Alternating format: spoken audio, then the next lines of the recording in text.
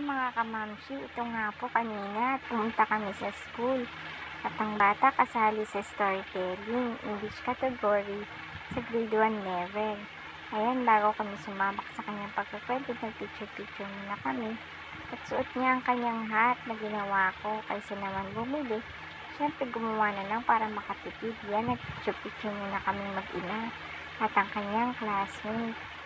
Marami nga namang kasali ng mga classmate niya.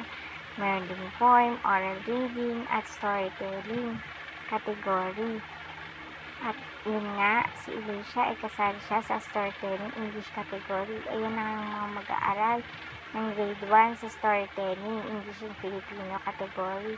Ayan na siya at nag-print na siya, pero may nakalimutan siyang isang line, pero tumuloy-tuloy pa rin siya. Kaya sabi ko sa kanya, okay lang yan, sali lang ng sali para